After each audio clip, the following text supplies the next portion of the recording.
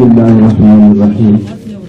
الحمد لله نحمده ونستعينه ونستغفره ونؤمن به ونتوكل عليه ونعوذ بالله من شرور انفسنا ومن سيئات اعمالنا من يهده الله فلا مضل له ومن يضلل فلا هادي له ونشهد ان لا اله الا الله وحده لا شريك له ونشهد ان سيدنا مولانا محمدا عبده ورسوله. أما بعد فأعوذ بالله من الشيطان الرجيم. بسم الله الرحمن الرحيم. يا أيها الذين آمنوا قوا أنفسكم وأهليكم نارا وقودها الناس والحجارة عليها ملائكة غلاظ شداد لا يعصون الله ما أمرهم ويفعلون ما يؤمرون. وقال تعالى سابقوا إلى مغفرة من ربكم وجنة عرضها كعرض السماء والأرض وعدت للذين آمنوا بالله ورسله ذلك فضل الله يؤتيه من يشاء والله ذو الفضل العظيم. وقال النبي صلى الله عليه وسلم لو كان موسى حيا لما وسعه إلا اتباعي. وقال عليه الصلاة والسلام أنا خاتم النبيين لا نبي بعدي. وقال عليه الصلاة والسلام لو كان موسى وعيسى حيين لما وسعهما إلا اتباعي أو كما قال عليه الصلاة والسلام. دوستوں بزرگوں، میں تو اس امید سے آیا تھا کہ مسجد کی تعمیر کے سلسلے میں کچھ ترغیب کرنی ہے. پورے طور پہ اسی کے مضامین ذہن میں تھے. یہاں عنوان دوسرا لکھا ہوا دیکھ کے جہاں چوکنا ہو گیا کہ عنوان دوسرا ہے. مسجد کا عنوان تو حضرت نے لے لیا مفتی سلیم صاحب نے. اب مجھے حکم ملا ہے کہ میں اس قیمتی موضوع پہ آپ کے سامنے اپنا دل پیش کروں. میں ایسا سمجھتا ہوں کہ جو میں چاہتا تھا اللہ نے مجھے دے دیا. میں بہت خوش ہوں کہ ایمان کا مذاکرہ کرنے کی مجھے توفیق ملی. ہم سب اس وقت بہت خطرے میں ہیں. ہم اس سے ہر ایک خطرے میں نہ چھوٹے کی کوئی بے فکری ہو سکتی ہے نہ بڑے. نہ دیکھو بھائی بند کرو فون تمہارا دو فٹ نانا ہے کون ہو تم؟ کسی کو فون استعمال کرنے کی اجازت نہیں. گناہ کرتے گھر میں جانے کرو نہ تو کپڑے اتار کے منع نہیں کرنا. پتا چلے گا کیا ایسا وبال ہم یہ دن میں دے کرتے ہوئے شروع میں آتی تم خبردار آئندہ سے کون اٹھایا.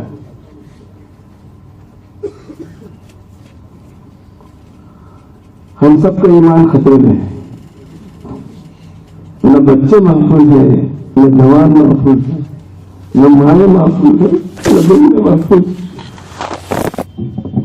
پورے کا پورا علاقے کا علاقہ خطرے میں کھڑا ہوا. سمجھ میں نہیں آتا کہاں بھی میں نے شروع کیا کس چیز کی حفاظت کا سامان کیا جائے. کچھ سمجھ میں نہیں آیا. کوئی ترتیب سمجھ میں نہیں آئی. کیونکہ جس رفتار سے باطل حملہ کر رہا ہے اس کے مقابلے کی میرے پاس آپ کے پاس کوئی روحانی طاقت نہیں. مادی طاقت ہمارے پاس بھی ہے. ہم بھی کسی میں دنیا کمانے کے پیچھے نہیں ہیں. ہمارے پاس بھی کروڑوں ہیں. ہم بھی لکھپتی اربپتی کھربپتی ہیں. مال میں کسی سے پیچھے نہیں ہے. ٹیکنالوجی بھی کسی سے پیچھے نہیں ہے. پیچھے ہے اندر کی طاقت سے. ہمارے دل خالی ہو چکے ہیں. ہمارے سینے بالکل خالی ہے. جو اسپرٹ ایمان کی ہمارے صحابہ کے بچوں نے ہوا کرتی تھی اس کا 1000واں حصہ بھی ہم کو نصیب نہیں. ہمارے بڑوں کو نصیب نہیں. دوستو اسی کا رونا ہم کو رونا ہے نہیں. ممکن ہے ہمارا نقلی رونا اللہ کو پسند آئے گا تو اللہ کچھ دے دے اس کی شان کو پھر بھی بھیج دے. بڑا مہربان ہے. وہ صرف نقل پہ بھی بہت کچھ دے دیتا ہے. تو دعا مانگے اللہ سے کہ ہماری اس مجلس میں ہمیں کچھ رہبری ملے کہ ہم کیسے اپنے اولاد کی اپنے دوستوں کی اپنے بھائیوں کی بہنوں کی معصوموں کی جہنم کی آگ سے کیسے حفاظت کریں. اللہ کا حکم ہے یا ایھا الذین آمنوا اے ایمان والو قوا انفسکم واہلیکم نارا. اپنے آپ کو اور اپنی اولاد کو، اپنے گھر والوں کو اس آگ سے بچاؤ جس آگ میں جلانے کے لیے لکڑی نہیں، پتھر استعمال ہوتا ہے، انسان استعمال ہوتے ہیں، گیس نہیں، کوئلہ نہیں، لکڑی نہیں، اس آگ کو جلانے کے لیے انسان استعمال کیے جاتے ہیں، پتھر استعمال کیے جاتے ہیں، دہکائی جاتی ہے۔ ایسی خوفناک آگ سے اپنی حفاظت کرو، اپنے بچوں کی حفاظت کرو، اپنے بیویوں کی حفاظت کرو، اپنے بھائی بہنوں کی حفاظت کرو۔ یہ حکم گویا مجھے اور آپ کو جھنجھوڑتا ہے کہ آج مجھے اور آپ کو جاگنا ہے اپنی خواب سے۔ ہم سو رہے ہیں، بہت غفلت کی نیند سو رہے ہیں، گہری نیند سو رہے ہیں، ہمیں عقل نہیں آ رہی کہ ہمارا بچہ کفر بک رہا ہے، ہمارے بچے کی اسکول میں زبردستی کفر کہلایا جا رہا ہے، اس کے ہاتھ سے پوجا پاٹ کرایا جا رہا ہے، ہم تعلیم کے نام سے بچے کو کافر بنا رہے ہیں اور ہمیں احساس ہی نہیں ہے، بے ہوش ہو گئے ہم کہتے ہیں مجبوری ہے۔ کیا مجبوری ہے؟ قانون مجبوری ہے۔ کیسا قانون ہے جو ہمارے ایمان پہ ڈاکہ ڈالے ہم بیوقوف بن جائیں؟ جتنے قانون ہے وہ مذہبی آزادی کے ساتھ ہے۔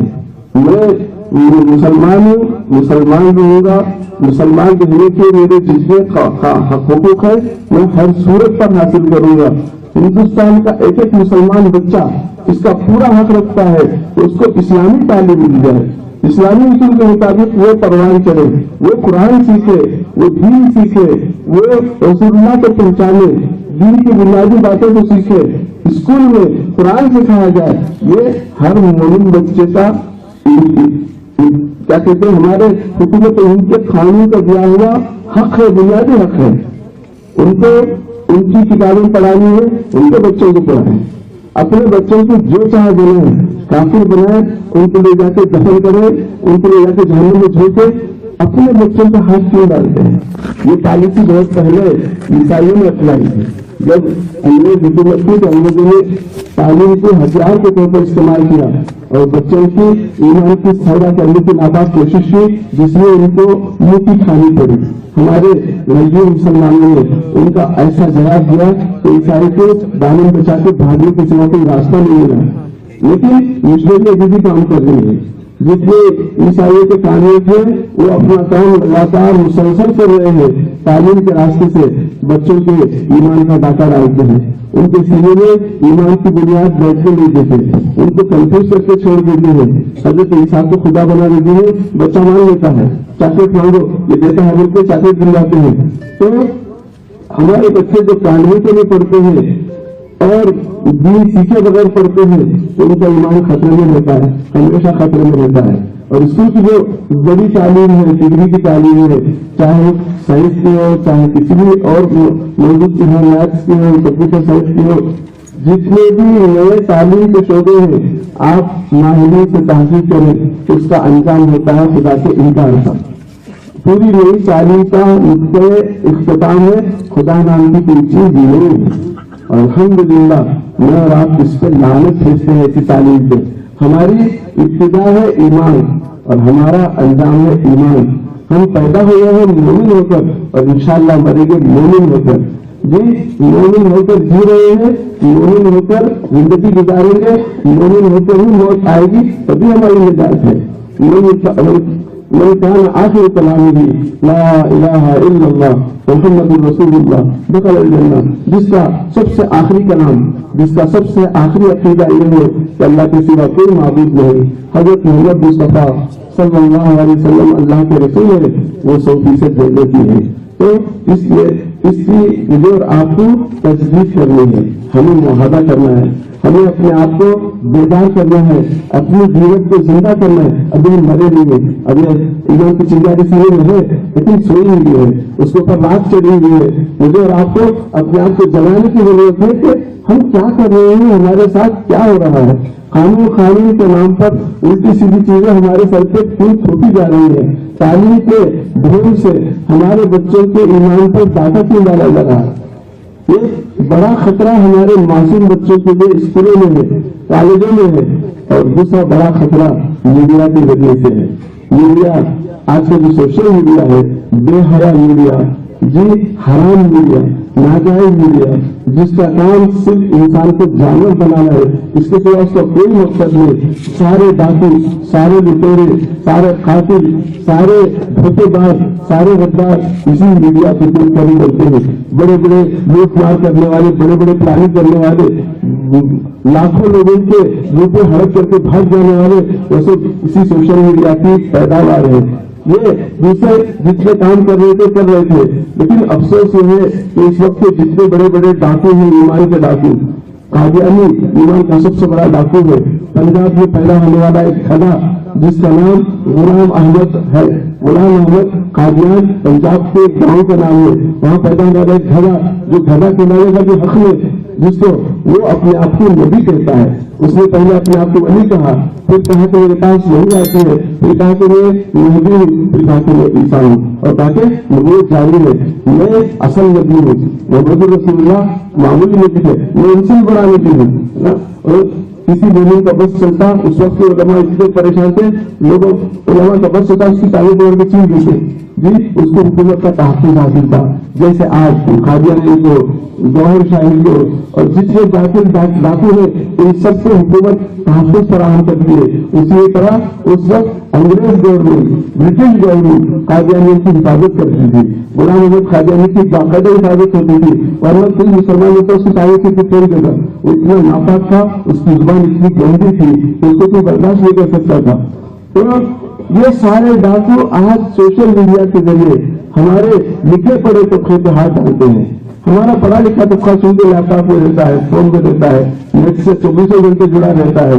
तो नेट के जरिए से और जितने बेहयाई के काम हो रहे हैं उसमें तो सब जा रहे हैं, लेकिन मेरे लिए, आपके लिए, मेरे मासूम बच्चों और आपके मासूम बच्चों के लिए, हमारी जवान बच्चों बच्चियों के लिए जो सबसे बड़ी मुसीबत इस वक्त हमारे सर पर मंडरा रही है, खौफ मंडरा रहा है, ये है इन बच्चों को इस सोशल मीडिया पे बैठे हुए डाकू सीधे सीधे अपना शिकार बना रहे हैं। और वो जो कह रहे हैं उनको समझ नहीं आ रहा है, इसलिए समझ नहीं आ रहा है कि ईमान के बीज बोने का जो दौर था उस वक्त उनका सीना खाली था। मकतब पढ़ने के जमाने में उनके माँ बाप ने उनको मकतब ही नहीं दिखाया, माँ बाप ने घर में उन बच्चों को ला इलाहा इल्लल्लाह सिखाया नहीं, मोहम्मद रसूलुल्लाह की मोहब्बत दिल में बिठाई नहीं जी। जन्नत और जहन्नम के बारे में उनके दिल में खौफ और शौक पैदा नहीं किया, सिरात का डर उनके दिल में पैदा नहीं किया, कब्र की जिंदगी में तन्हाई में सवाल जवाब होगा, अज़ाब होगा, ये उसे दिल में बिठाया नहीं। वो इन सबको सीखे बगैर सीधे सीधे कॉलेज गए, सीधे सीधे स्कूल गए, सीधे सीधे कॉन्वेंट गए, तो वहां जो कहा गया वो सब सही मानते गए। टीचर जो बोलता है वो करेक्ट है ना। उस्ताद के बारे में अपना बच्चा हमेशा भलाई का यकीन रखता है कि मेरा जो उस्ताद है, मेरा जो टीचर्स है, मेरी जो टीचर्स है, वो जो बोल रहा है या बोल रही है सो वो फीसद करेक्ट है, वो खिलाफ नहीं हो सकता। तो उस्ताद की हर बात को सही मानते मानते बच्चा ईमान से हाथ धो देता है। माँ बाप को खबर मिली कि मेरा बच्चा काफिर हो चुका है, मेरा बच्चा ईसाई हो चुका है, माँ बाप को खबर नहीं मिली।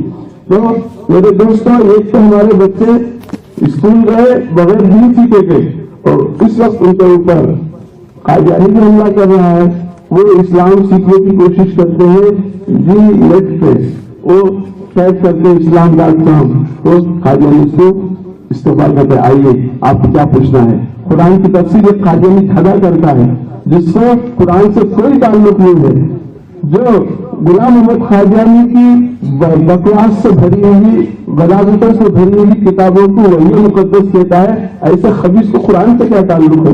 वो कुरान की तफसीर करने का क्या हक रखता है? उसका कुरान से कोई ताल्लुक नहीं है।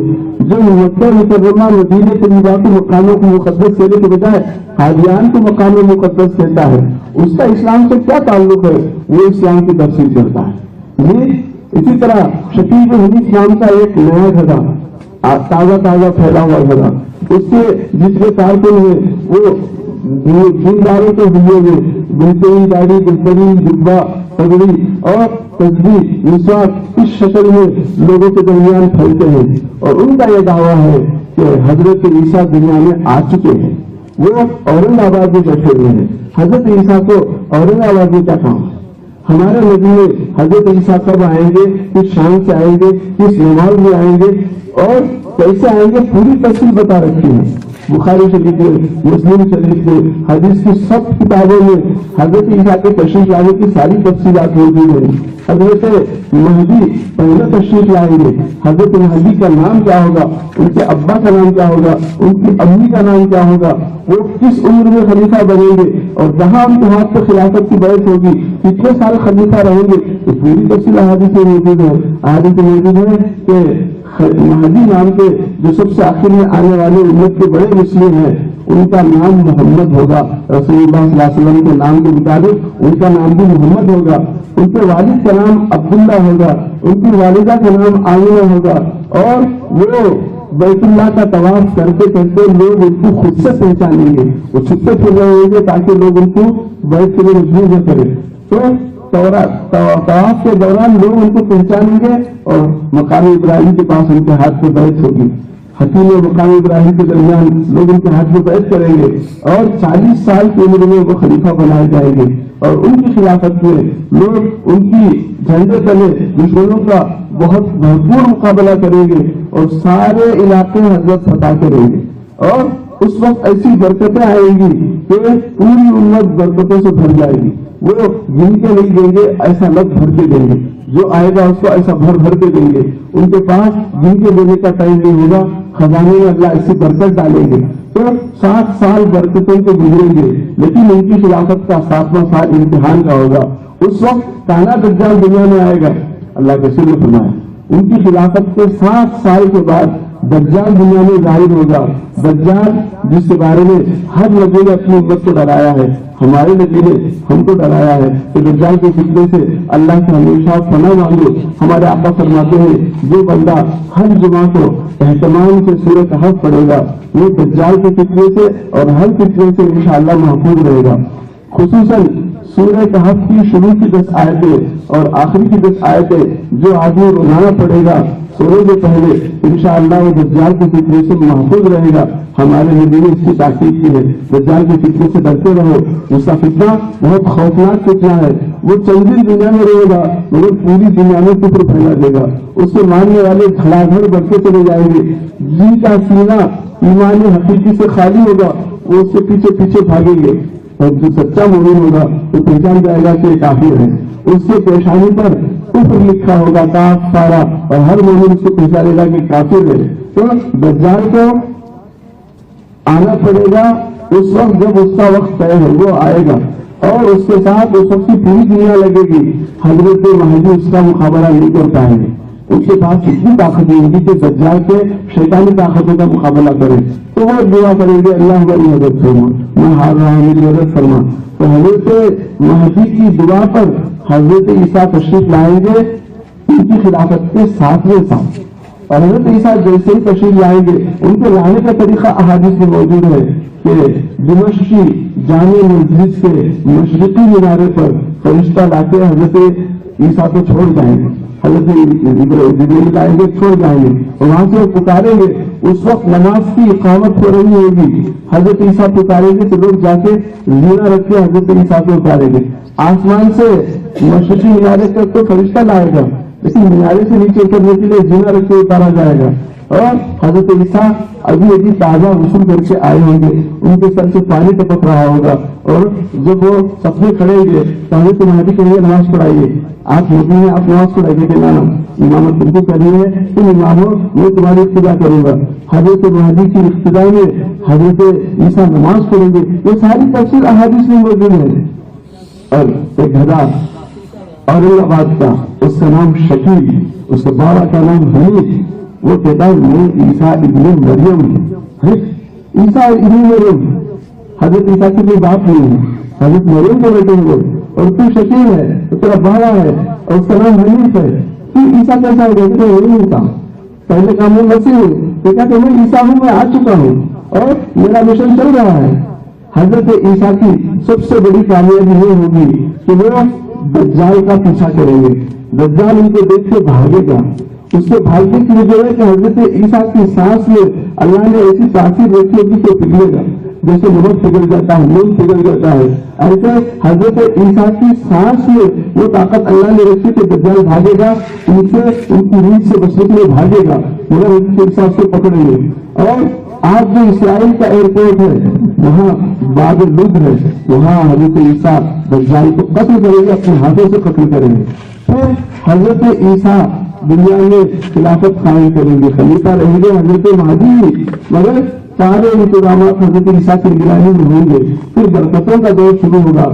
حضرت عیسیٰ کی حیات میں حضرت مہدی 2 سال اور زندہ رہیں گے، اور 90 سال میں اپنی خلافت کے 90 سال میں مہدی وفات پائیں گے. پھر حضرت عیسیٰ باقاعدہ خلافت کی بارگاہ سنبھالیں گے. یہ ساری تفصیلات احادیث میں موجود ہیں. آج اورنگ آباد کا بیٹھا ہوا ایک شخص نوجوان بچوں بچیوں کو سوشل میڈیا ڈھونڈنے ورگلاتا ہے. اس کے کارکن میدان میں دن کے لوگوں کو ورگلاتے ہیں. عیسیٰ آ چکے ہیں اورنگ آباد میں، چاہ کے دیکھو، ملو تم عیسیٰ سے ملو، نبی سے ملو، نبی آ چکے ہیں. تو لوگ شوق میں بھاگ جاتے ہیں، اس سے لے جاتے ہیں، اور وہ ان کو ایسا منکر کرتا ہے کہ اچھے اچھے حکام بھٹک جاتے ہیں، علماء بھٹک جاتے ہیں. اس کے پاس ایسی کوئی بری طاقت ہے جس سے وہ چپڑ لیتا ہے آدمی کو.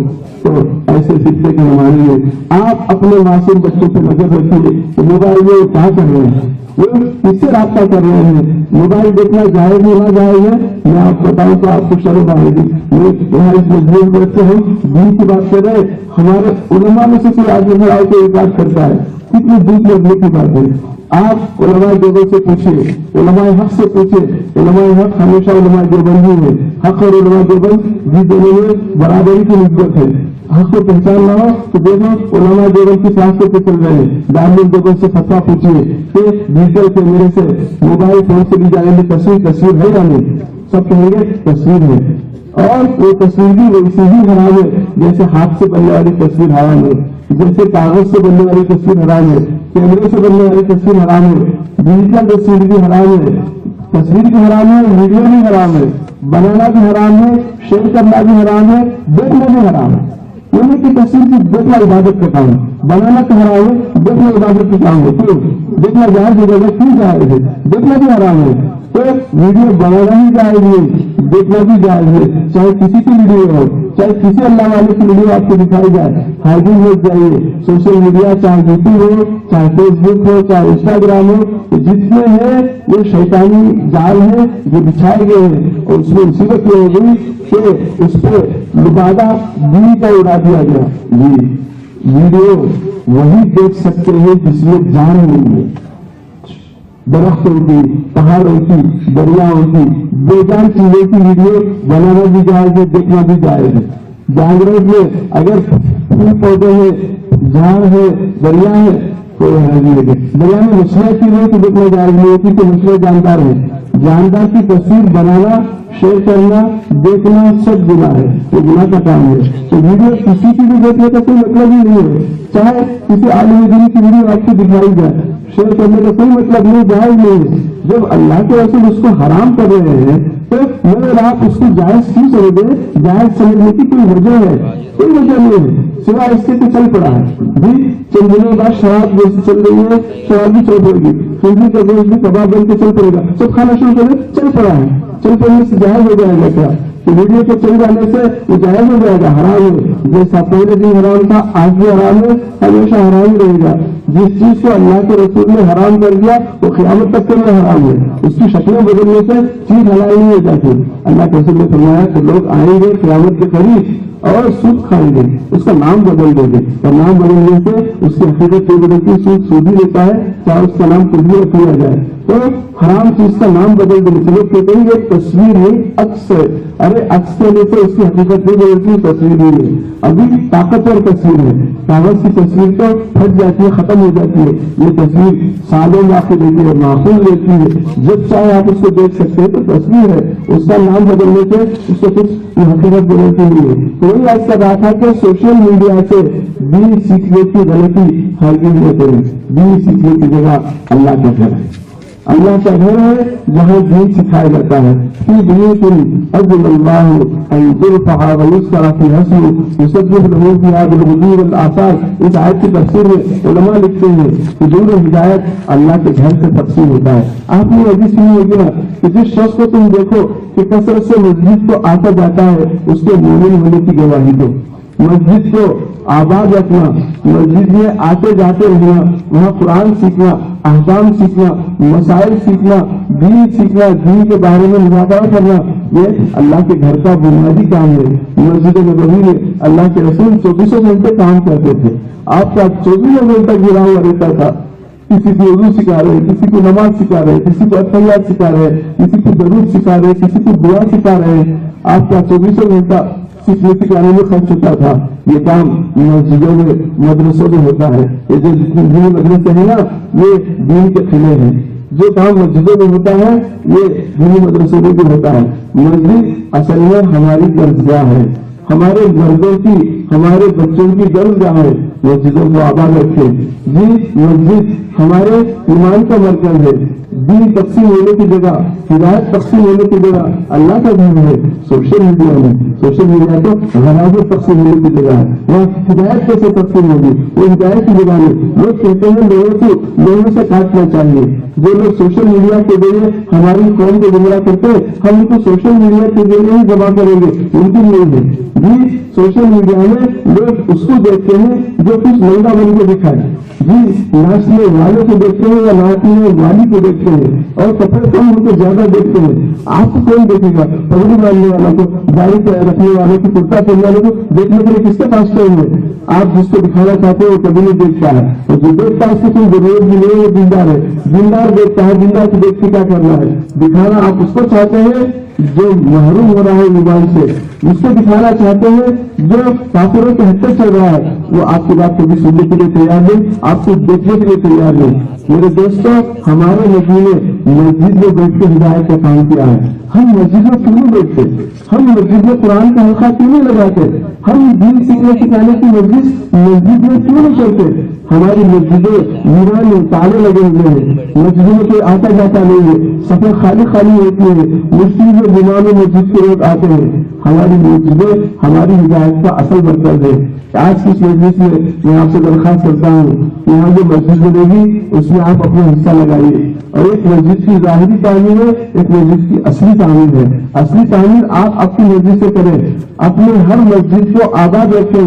وہاں بچوں کا مکتب بھی ہونا چاہیے، نوجوان بچوں کی تعلیم کا انتظام بھی ہونا چاہیے، قرآن کے حلقے، قرآن سیکھنے سکھانے کے حلقے مسجد میں لگنے چاہیے، اور مسجد میں جو کچھ سکھایا جاتا ہے اس کی تعلیم گھر میں عورتوں کو ہونی چاہیے۔ مسجد میں جو باتیں کہی جاتی ہیں، مردوں کو چاہیے کہ اپنے گھر کی عورتوں کو، اپنی بیوی کو، اپنی بہن کو، اپنی ماں کو، اپنے گھر کی مستورات کو وہ سب باتیں، ضروری باتیں سکھائی جائیں۔ آدھار کارڈ میں فلاں کریکشن کرنا ہے، سب پریشان، سب چھوٹے بڑے سب اس کو ٹھیک کرنے کے لیے تیار۔ ابھی تمل ناڈو میں سائر شروع ہو گیا، بہت پریشان، ہر بچے بڑے کی فکر ہے کہ ایک حرف صحیح ہونا چاہیے، ہر ایک اس کی فکر کر رہے ہیں۔ کیوں؟ ایک چھوٹا سا گدھا پریشان کر رہا ہے، ایک چھوٹے سے گدھے کی حکمرانی کی اتنی پریشانی ہے، اور احکام الحاکمین کے احکام کی پرواہ نہیں۔ جیسے آنکھ بند ہوگی تو اس کا پکڑ کے لے جا کے چل حساب دے پوری زندگی کا، اب فیصلہ ہوگا کہ میرے قدم جنت سے جا رہے ہیں، میرے قدم جہنم سے جا رہے ہیں، تو میری زندگی کے اعمال کے حساب سے فیصلہ ہوگا۔ لوگ آپ قیامت کو بہت دور سمجھ رہے ہیں، بہت قریب ہے۔ حدیث میں کہ ہر شخص اپنی جنت سے بس ایک جالش قریب ہے، اور ایک جالش اپنی جہنم کے قریب ہے۔ ادھر مرا یا تو جنت میں گیا یا جہنم میں گیا۔ تو دوستوں، آج اس مجلس میں، اس مجلس کی برکت سے آپ یہ فیصلہ کر کے اٹھے کہ ہم اپنے بچوں کی ایمان کی سلامتی کا سامان کریں گے، ہم اپنے بچوں کو قرآن سکھائیں گے، مکتب زندہ کریں گے، گھر میں قرآن سیکھنے سکھانے کی مجلس قائم کریں گے، مسائل سیکھنے سکھانے کی محنت شروع کریں گے، حلال حرام سیکھیں گے، کیا جائز ہے اور کیا ناجائز ہے اس کا سیکھنا بہت آسان ہے، مگر آپ اس کے لیے ٹائم دینے کے لیے تیار نہیں ہے۔ مثال دیتا ہوں، سورہ فاتحہ کل 7 آیتیں ہیں، انا اعطیناک الکوثر صرف 3 آیتیں ہیں، 10 آیتیں ہیں۔ ان 10 آیتوں کا صحیح کرنا ہر مسلمان پر فرض ہے، مرد پر بھی فرض ہے، عورت پر بھی فرض ہے، کیونکہ نماز کی ہر رکعت میں سورہ فاتحہ اور جم سورہ کرنا ہے۔ تو ان 10 آیتوں کے لیے کتنے منٹ چاہیے، کتنے گھنٹے چاہیے؟ کسی قاری اور حافظ کے پاس بیٹھ کے یہ بورڈ صحیح کرنے کے لیے کتنا وقت چاہیے؟ 10 منٹ نہیں چاہیے، مگر دو اور آپ دیکھیں گے ہمارے پاس اس کے لیے ٹائم نہیں، اور موبائل میں 2-3 گھنٹے میچ دیکھنے کے لیے، سنیما دیکھنے کے لیے ہمارے روز ضائع ہو رہے ہیں، گھنٹے ضائع ہو رہے ہیں۔ मगर अल्लाह की किताब सीखने के लिए, अपनी नमाज सही करने के लिए मुझे और आपको कभी परवाह नहीं होगी। याद रखिए, जिस जिंदगी में ईमान नहीं है, नमाज नहीं है, नमाज के मसाइल नहीं है, जिंदगी बनाने की मेहनत नहीं है, आखिरत उसकी बहुत खतरे में है।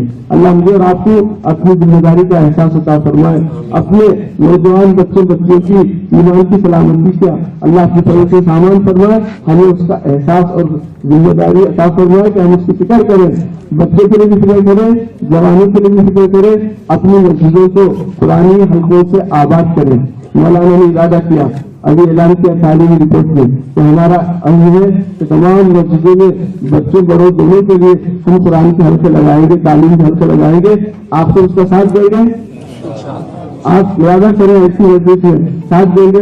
अपने हर मोहल्ले में जैसे आपकी मोहल्ले की मौजूदा जमात बैठती है, मुलाकातें हो जाती है, बिल्कुल इसी तरह आधा घंटा कुरान सीखने के लिए भी आप बैठेंगे, मसाइल सीखने के लिए भी आप बैठेंगे और चंदी इंशाअल्लाह कुरान सही हो जाएगा। मैं गारंटी दिलाता हूँ, अगर आप रोजाना पाबंदी से आधा घंटा भी देंगे, एक महीने के अंदर आपको कुरान पढ़ना आ जाएगा। नहीं आता है, एक हद दुनिया तक तक भी आ जाएगा, तो फिर चंद दिन के अंदर इंशाअल्लाह आप कुरान वैसा ही पढ़ सकेंगे जैसा कुरान मदरसे के बच्चे पढ़ते हैं। किसी बेहतरीन खारी साहब की तिलावत जैसे आप सुनते हैं, उतना ही अच्छा आप भी पढ़ सकते हैं। अल्लाह ने कुरान को बिल्कुल इतना आसान बनाया है। मेरी और आपकी शान और शौकत अल्लाह ने कुरान से जोड़ रखी है। हम जितना कुरान को आगे बढ़ाएंगे हमारी इज्जत बढ़ेगी। ये इज्जत वाली किताब है, अल्लाह इसको ऊंचाई उठाते हैं, जो उससे जुड़ जाता है उसको भी ऊंचा उठाते हैं। तो मेरी और आपकी कितनी बदनसीबी है, तो हम दुनिया के सब काम करते हैं, अल्लाह की किताब नहीं पढ़ते। आखिर हमें क्या हो गया है? कुरान पढ़ने से हमें कौन सी ताकत रोक रही है? हम कुरान पढ़ेंगे और रोज पढ़ेंगे और ज्यादा पढ़ेंगे, कम से कम एक पारा तो हमको जरूर पढ़ना है। इसकी मेहनत सीखनी है और आप शुरू करेंगे तो एक महीना नहीं लगेगा आपको कुरान सीखने में, और फिर पढ़ना शुरू करने में भी ज्यादा वक्त नहीं लगेगा। फिर कुरान पढ़ने का जिस खुश नसीब को मजा लग जाता है वो कभी नहीं छोड़ता, वो हर हाल में कुरान पढ़ता है और उसकी बरकत उसकी पूरी जिंदगी में बार बार उसको नजर आती है। अल्लाह हम सबको अपनी पाकीज़ा किताब से सच्चा इश्क अता फरमाए और ईमान की सलामती का सामान करने की हर एक को अल्लाह तौफीक अता फरमाए।